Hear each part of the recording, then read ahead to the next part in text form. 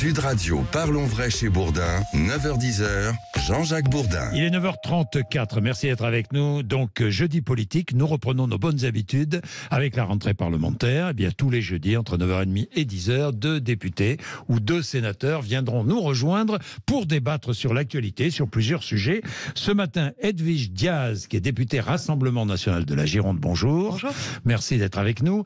Et David Amiel, qui est député Renaissance de Paris. Bonjour. David Amiel, bonjour. Bien, tous les deux. Tiens, je vais commencer un petit tour de table. Edwige Diaz, quel est pour vous le sujet majeur du moment? Alors j'en vois deux. Je pense à ce qu'on m'a dit ce week-end en circonscription, par exemple. Voilà. Les gens ont été particulièrement choqués par la réactivation immédiate d'un énième 49.3. Oui. Ça, on en a beaucoup parlé ce week-end en circo. Et l'autre sujet important, c'est la question du pouvoir d'achat qui n'est toujours pas réglé, malgré les annonces des ministres. Donc deux, et vous, Ouais. David Amiel, quels sont les deux sujets qui, dans l'actualité, vous paraissent essentiels? Non, moi, les gens n'ont pas du tout parlé du 49.3. En revanche, ils m'ont effectivement beaucoup parlé de pouvoir d'achat. Et c'est effectivement une préoccupation majeure en cette rentrée de voir les prix qui restent encore extrêmement élevés et des salaires qui doivent pouvoir les rattraper. Ce sera d'ailleurs l'ambition de la conférence sociale qui a été convoquée par le gouvernement en octobre. C'est vraiment un sujet majeur qu'on entend beaucoup, effectivement, quand on est en circonscription. Alors, puisqu'on parle de pouvoir d'achat, actualité de la nuit, augmentation des retraites complémentaires de 4,9%. Certains disent les retraités sont des privilégiés dans ce pays. Edwige Diaz, oui, non? Non, je pense pas. Je pense que les retraités sont sacrifiés au même titre que tous les Français. Les retraités doivent aussi faire face à l'augmentation des dépenses contraintes. Je pense notamment à l'inflation alimentaire et au coût de l'électricité et du carburant. Moi, je suis dans une circonscription très rurale en Gironde et les retraités sont comme tout le monde, doivent prendre leur voiture pour se déplacer. Donc je pense pas que les retraités soient des privilégiés. Il y aura bien sûr les quelques pourcentages de retraités qui ont une retraite confortable, mais je pense que l'immense majorité des retraités ne sont pas des privilégiés. Je vais même vous dire, dans ma circonscription, il y a beaucoup de retraités agricoles. Et eux, précisément, je vous garantis qu'ils ne sont pas du tout des privilégiés, qui vivent même sous le seuil de pauvreté. Donc c'est la moindre des choses que les retraites soient revalorisées, même si cette revalorisation des retraites doit s'accompagner d'une baisse immédiate des dépenses contraintes. Bien, 5,2% au 1er janvier pour la retraite de la sécurité sociale et 4,9% pour les retraites complémentaires. David Amiel. C'est extrêmement important, effectivement, de protéger les retraités face à Mais l'inflation. certains disent on ferait mieux d'augmenter les salaires, on ferait mieux d'augmenter, d'aider plus les jeunes que d'aider les plus anciens. Mais il faut faire l'un et l'autre. Les personnes qui sont aujourd'hui à la retraite, ce sont des personnes qui ont travaillé. J'ai vu une tribune ce matin dans je ne sais plus quel journal. Mais pardonnez-moi, ceux qui sont à la retraite aujourd'hui, ce sont des personnes qui ont aussi travaillé toute leur vie, parfois dans des conditions très difficiles, pour payer eux-mêmes les retraites de leurs aînés. Comme nous, aujourd'hui, nous travaillons pour payer leur retraite à eux. Et donc c'est extrêmement important de pouvoir tenir ce contrat qui est fait entre les générations. Et d'ailleurs, c'est la raison pour laquelle nous avons aussi pris la décision de faire cette réforme des retraites dont on parle beaucoup. On s'en a beaucoup évidemment parlé au printemps, qui demande des efforts, mais qui permet justement de continuer à protéger les pensions, non seulement aujourd'hui, mais dans 10 ans, dans 20 ans, dans 30 ans. Parce qu'une fois que vous partez à la retraite, vous vivez avec votre pension pendant des années et des années. Si celle-ci est reniée par l'inflation, vous êtes poussé dans la misère et la pauvreté. Je crois que c'est ce que personne ne veut pour nos retraités. C'est pour ça aussi qu'on a augmenté les pensions, les petites pensions de retraite. C'est extrêmement important pour des gens qui ont travaillé dur toute leur vie. Alors, regardons votre travail parlementaire. Il y a notre texte qui était à l'Assemblée et qui est le RSA. Conditionner le versement du RSA à des heures de travail d'intérêt général. Edwige Diaz, vous êtes favorable ? Non, je pense que le gouvernement s'est une fois de plus trompé de sujet. Plutôt que de faire la chasse à la précarité en France, il a fait la chasse aux personnes en situation de précarité en France. Donc là, en fait, le gouvernement veut conditionner un certain nombre d'heures, entre 15 et 20 heures de travail par semaine. Pas plus de 15 heures. Hein. Alors, ça veut dire, en fait, que si on travaille... L'amendement a été voté, l'amendement LR. Oui, mais finalement, c'est... Comment dire, on institutionnalise la précarité dans notre pays. Moi, je pense que le problème, problème, il n'est pas là. Il fallait s'attaquer Donc pas de à l'emploi. contrepartie contre le RSA. En fait, le truc, c'est que... Enfin, c'est de la contrepartie. C'est du travail sans être du travail. Ça peut être de l'insertion, de la formation, non? Non, mais en fait, aujourd'hui, les départements sont chargés d'insérer les bénéficiaires du RSA dans une démarche de recherche d'emploi. Là, ça n'est pas suffisamment fait. Donc là, c'est pour ça qu'il faut que l'État travaille en partenariat avec les départements pour travailler à cette réinsertion. Pour autant, je refuse l'idée qui est distillée dans la tête des Français à cause du gouvernement qui dirait que ceux qui sont au RSA sont des profiteurs du système. Pardon, mais au regard du montant très faible du RSA, les gens ne peuvent pas vivre décemment avec un RSA. Ils survivent dans la précarité. Donc, premièrement, il faut s'attaquer à faire revenir le plein emploi dans notre pays, à créer les situations... Les sortir de cette précarité. Exactement. En fait, il faut créer un environnement favorable pour le développement des entreprises. Et moi, j'entends un certain nombre de chefs d'entreprise qui me disent on va être obligé de mettre la clé sous la porte parce qu'on ne peut plus payer notre facture d'électricité. Donc ça, c'est le premier point. Et ensuite, moi, je pense qu'il faut faire une chasse sans merci aux fraudeurs. Et nous avons déposé une proposition de loi avec mon collègue Franck Alizio précisément pour faire la chasse aux fraudeurs, parce que plus vous avez de fraudeurs, moins vous avez de bénéficiaires qui peuvent bénéficier donc d'un système juste de solidarité nationale. Et enfin, nous souhaitons réserver le RSA aux Français. Voilà, donc voilà quelles ont été les positions que nous avons défendues ces derniers jours. Malheureusement, le gouvernement ne nous a pas entendus, et donc je pense malheureusement que la situation des bénéficiaires du RSA ne va pas s'améliorer avec ce qui a été voté à l'Assemblée. Alors, mais est-ce qu'il faut créer un environnement favorable pour créer de l'emploi? La réponse est évidemment oui. C'est d'ailleurs ce qu'on a fait. D'abord en écartant les propositions désastreuses du Rassemblement national depuis la sortie de la zone euro il y a quelques années, jusqu'au dernier errement économique des derniers mois. Ce qui permet aujourd'hui d'avoir... Ce qui permet aujourd'hui... Je demande à mon cher collègue de faire preuve de bonne foi et de se mettre à jour. Il y a quelques années, vous proposiez ça. Vous proposez toujours des choses qui mèneraient notre économie dans le mur, mais effectivement, ça change selon les mois. En matière de désastre économique, vous détenez la palme. Oui. Nous avons aujourd'hui un taux de chômage qui est au plus bas depuis des dizaines d'années. D'ailleurs, chacun peut le voir autour de lui. On voit les difficultés de recrutement que peuvent avoir les restaurateurs, beaucoup d'employeurs, justement parce que le taux de chômage a baissé. Il faut évidemment continuer à le faire. Mais pour revenir au RSA, moi je crois à une logique extrêmement simple qui est effectivement celle des droits et des devoirs. Il y a des droits quand on tombe dans la pauvreté. Le droit d'abord d'être protégé avec le RSA, les allocations. On a un système aujourd'hui qui est très généreux en France et qui fait notre honneur par rapport à d'autres pays. Le droit d'être accompagné. Est-ce qu'il est trop généreux? On a aujourd'hui, laissez-moi finir, sur les devoirs. On a des droits sur la formation qu'il faut pouvoir renforcer, parce qu'aujourd'hui vous avez beaucoup de bénéficiaires du RSA qui n'ont pas accès aux formations, aux insertions. C'est l'objet de ce projet de loi. Et puis il y a effectivement le devoir qui est que quand on vous propose une formation, une insertion, un retour progressif vers l'emploi, il faut effectivement l'accepter quand vous êtes capable de le faire. Et évidemment, il y aura des exceptions pour des personnes qui sont dans une situation très difficile. Mais je crois que ce principe des droits et des devoirs, il est extrêmement attendu par les Français. Il est extrêmement utile pour retourner vers l'emploi. Et c'est effectivement ce que nous, on défend. Bon, il est 9h42. Nous allons parler de la Constitution dans un instant, puisqu'hier, Emmanuel Macron a dit sa volonté de modifier la Constitution. Il aura besoin du Parlement pour cela. Il aura besoin des députés pour cela. Eh bien, nous allons en parler. 9h42, tout de suite. Bien, il est 9h46, jeudi politique, 2 députés avec nous. Tous les jeudis, nous aurons ce débat entre 9h30 et 10h sur l'actualité politique, l'actualité économique, l'actualité sociale. Edwige Diaz, qui est député Rassemblement National de la Gironde, est avec nous, et David Amiel, qui est député Renaissance de Paris. Alors, Emmanuel Macron veut modifier la Constitution, il l'a dit hier, il aura besoin du Parlement pour cela. Élargir, par exemple, le champ du référendum, ce qui permettrait d'organiser, par exemple, un référendum sur l'immigration. Edwige Diaz. Alors, moi j'ai écouté ce matin la présidente de l'Assemblée nationale sur une autre antenne qui disait que précisément un référendum sur l'immigration n'était pas à l'ordre du jour, étant donné que c'est un sujet qui était porté au Parlement. Bon, je me permets d'émettre quelques réserves, c'est qu'en effet le projet de loi sur l'immigration est arrivé au Sénat après avoir été largement reporté, et bien que ce projet de loi relatif à l'immigration ait été annoncé par M. Darmanin il y a plus d'1 an, on n'en voit toujours pas la couleur à l'Assemblée nationale. Il arrive au Sénat le 6.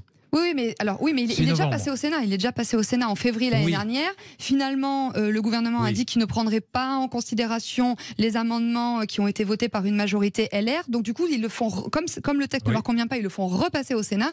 Et on ne sait pas quand est-ce que ça arrivera à l'Assemblée nationale. Donc voilà, je pense que la question du référendum avancé par Monsieur Macron, si l'on en croit Madame Braun-Pivet, ne concernera pas l'immigration. C'est bien dommage parce que un référendum sur l'immigration, les Français le réclament.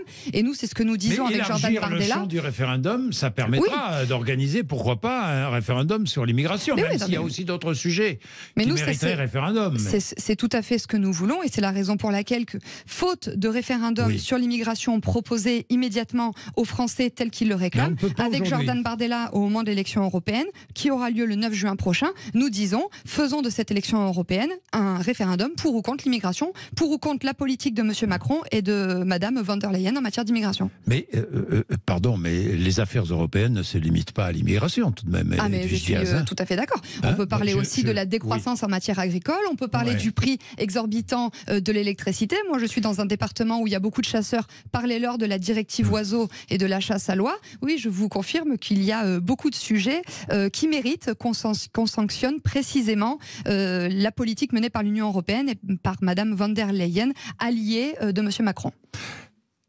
Alors, pardon, mais le Rassemblement national vend quand même un peu du vent aux Français en matière d'immigration. D'abord parce que, et vous le disiez Jean-Jacques Bourdin, on ne peut pas aujourd'hui faire de référendum sur la question de l'immigration à cause de la Constitution. C'est pas parce que Emmanuel Macron ne le souhaite pas, c'est pas parce que le gouvernement ne le souhaite pas, c'est parce que nous ne le souhaitons pas. C'est tout simplement la Constitution ne le permet pas. Et je voudrais pas qu'on se trompe non plus en matière d'immigration. Ce que les Français demandent aujourd'hui, c'est pas une consultation, c'est pas une réflexion, c'est de l'action.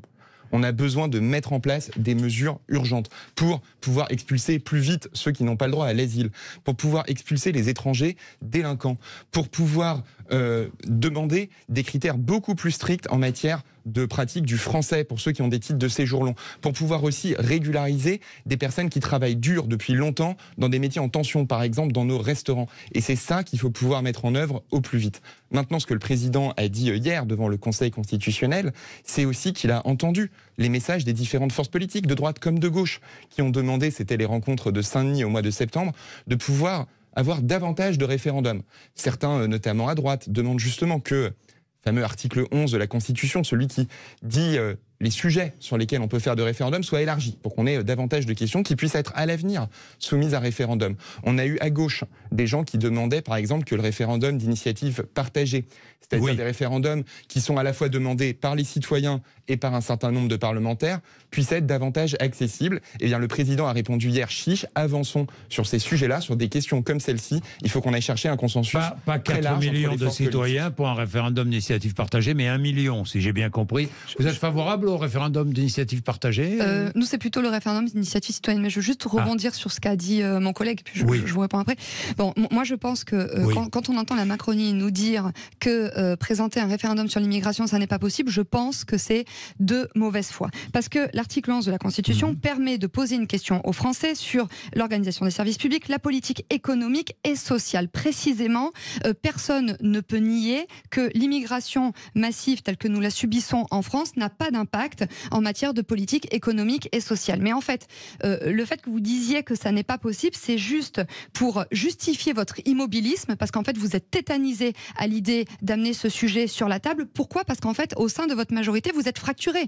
On le voit très bien, les articles de presse le relayent, vous avez l'aile gauche, l'aile droite, tout le monde n'est pas d'accord avec M. Darmanin, au premier rang desquels le président de la commission des lois, M. Houllier. Donc finalement, vous êtes paralysé par cette peur qui illustre donc la fracture au sein de votre majorité et aussi le mépris que vous avez à l'égard des Français, parce que je le répète, sondage après sondage, les Français veulent pouvoir s'exprimer sur ce sujet particulièrement impactant qu'est l'immigration. Sur le RIP, nous disons que en effet, le RIP tel qu'il a été autorisé par la révision constitutionnelle de 2008, finalement n'est pas un véhicule constitutionnel qui permet aux Français de s'exprimer, parce qu'il faut recueillir 1/5 des parlementaires, c'est-à-dire 185 parlementaires, 4 millions 7, 4 millions 8 d'électeurs, qu'il y a un délai très long pour enregistrer. Voilà. Donc en fait, tout ça, ça n'est pas possible. Donc une réforme. une réforme, et je pense que là, le RIP tel que a commencé à le décrire Monsieur Macron n'est pas suffisant. Nous, au RN, nous sommes favorables à l'instauration d'un RIC qui est plébiscité par 3/4 des Français, qui faisait partie des revendications majeures portées par les Gilets jaunes. Et comment nous voyons le RIC? Référendum d'initiative citoyenne, comme ça vous écartez la partie parlementaire. C'est vraiment une possibilité pour les citoyens d'amener une proposition de loi, et nous souhaitons qu'il y ait 500 000 signatures. Ça nous paraît être quelque chose de raisonnable, et c'est un moyen pour que les Français se saisissent de sujets importants. La semaine prochaine, en commission des lois de l'Assemblée nationale, nous étudierons la recevabilité d'une pétition précisément sur l'instauration d'un RIC. Donc je pense que c'est un sujet sur lequel on reparlera les prochains jours. Bien, le RIC, oui, qu'en pensez-vous? Attention quand même, attention, parce que les parlementaires, qu'ils soient, et notamment les députés, sont élus par le peuple. Alors attention que finalement, ils pourraient ne plus servir à rien, si j'ai bien compris. Ne gouvernons pas, non, je ne sais pas. Enfin, je ne sais pas ce que vous en pensez. Non, mais comment gouverner, quoi? C'est toute la question. Mais c'est pour ça qu'il faut trouver des équilibres. Et ce qui est assez intéressant dans la démarche du Rassemblement national, c'est qu'au fond, ils se servent du référendum pour ne prendre position sur aucun sujet. Et je crois que ce que les Français attendent de nous, des élus, c'est qu'on dise ce qu'on pense être bon pour le pays, qu'on le défende, qu'on le propose, et puis parfois on gagne des élections, parfois on en perd. Il se trouve que le Rassemblement national a perdu les différentes élections nationales où il a proposé un projet aux Français. Sur la question de la zone euro, on en parlait il y a plusieurs années. Vous refusiez de vous prononcer clairement sur cette question-là. Vous disiez on fera un référendum. Sur la réforme des retraites, vous avez été la seule force politique à ne pas dire comment il comptait financer son régime de retraite. La gauche disait on va taxer beaucoup plus. C'était une réponse possible. Nous n'étions pas d'accord avec. Notre projet a été connu. La droite s'est exprimée également sur la question. Le Rassemblement national a réussi pendant des mois à ne jamais dire comment il comptait financer les pensions de retraite. Et aujourd'hui, en matière d'immigration, c'est pareil. Les Français, ce qu'ils nous demandent, c'est de pouvoir agir. C'est de dire quelles sont les mesures concrètes qui permettent de mieux maîtriser les flux migratoires, de mieux intégrer. Le Rassemblement national est bien embêté parce qu'il voit son allié Giorgia Meloni en Italie être prise dans un désastre migratoire, en appeler à l'Europe, faire tout le contraire de ce qu'elle avait dit pendant sa campagne. Et donc, pour ne pas avoir à se prononcer sur des mesures précises, ils en appellent aujourd'hui des référendums d'initiative citoyenne et autres. D'ailleurs, je crois que ce qu'on attend de nous, c'est du courage et de la vérité. Puisqu'on parle beaucoup du Nagorno-Karabakh, il y a aussi quand même des curiosités dans votre camp.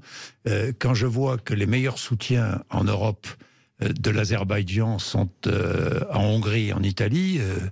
Vous n'êtes pas surprise? Et en Union européenne aussi. Mais juste pour rebondir en Hongrie et en Italie, sur ce que vous avez dit. Vous n'êtes pas surprise de cela? Non, mais écoutez, moi je sais qu'un certain nombre de nos parlementaires ont manifesté donc dans le cadre d'un rassemblement transpartisan en soutien justement à ces populations. Je trouve que c'est une bonne chose. Moi, je voudrais plutôt mettre face à ses responsabilités Madame von der Leyen, qui est particulièrement hypocrite sur le gaz, par exemple. Mais pour juste revenir sur ce que vous avez dit, parce que vous faites vraiment aussi, hein. Preuve d'une mauvaise foi absolue quand vous dites que le Rassemblement national n'a pas financé sa réforme des retraites. Bon, déjà, je vous rappelle que pendant l'élection présidentielle, notre programme était clair. Mais tous les représentants du Rassemblement national, j'ai jamais eu de réponse. Il nous reste 30 secondes. Oui, je fais très vite. Nous, notre programme en matière de retraite, il est très clair. Il a été défendu par Marine Le Pen pendant l'élection présidentielle.